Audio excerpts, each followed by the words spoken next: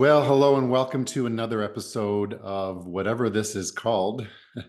We're here to answer your questions about what the market's doing and how it's going to affect you. This month, I'm going to jump in really quick to the numbers.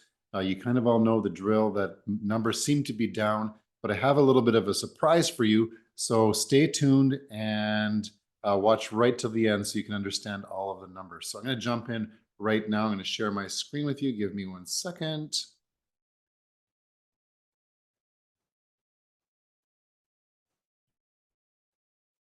All right, here we go.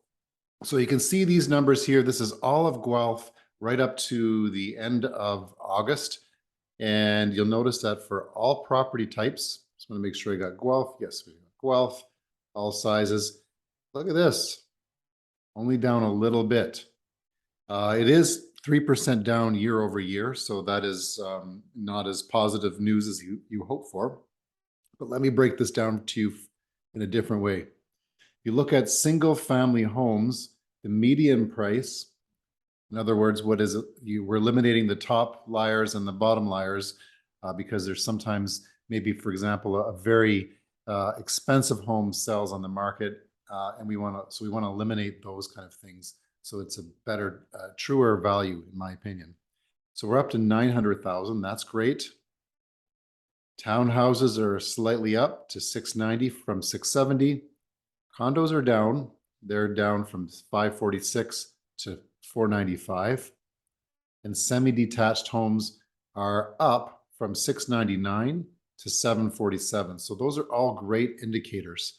What I want to do now, though, is draw your attention to something else, because you might be asking the question, why is this happening? Interest rates are rising. I get that. When interest rates rise, buyers can't afford as much on a monthly basis. So therefore, what has to give is the prices of housing. So if that's true, why, when they are raising interest rates, are house prices rising again? I'll show you. So as you remember,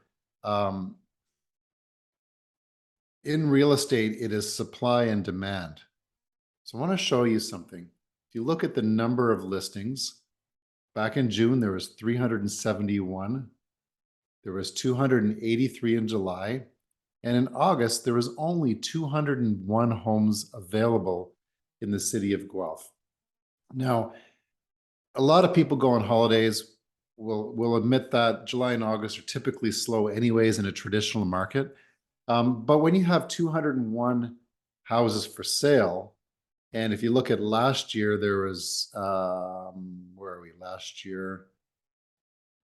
I guess I don't have it on last year's on this one. It was higher last year than it is this year. And certainly when you have more demand than there is supply, then the house prices start to rise a little bit. So I think that's what you're seeing here. I want to draw your attention to something else that I find interesting anyways. If you look at the price sold versus the original list price, you see that it used to be above asking, of course. And then it depleted down to currently it's 95.7% of the original list price. If you look at the price percent of the list price, so the list price of what it was when the property actually sold, you'll see that it's 97.6. So there's roughly a 2% difference between those. So if you do very simple math, and of course the math is a little bit more complicated than that, but if you look at simple math, there's a 2% difference. I'm actually going to stop sharing here. There's a 2% difference between the original asking and the price where it was when they received an offer.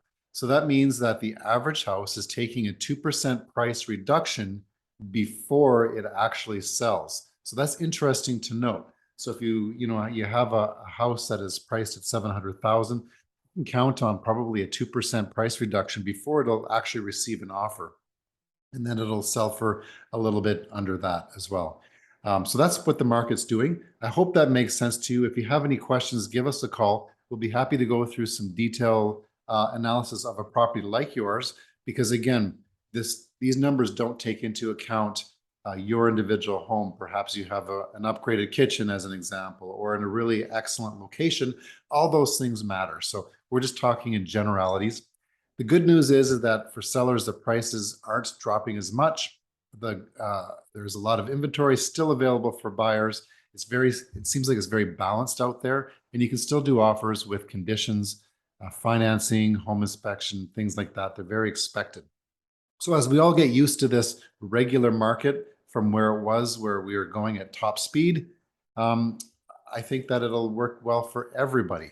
It'll just give us some confidence in what we're doing and be able to slow down and make the best decision for our families.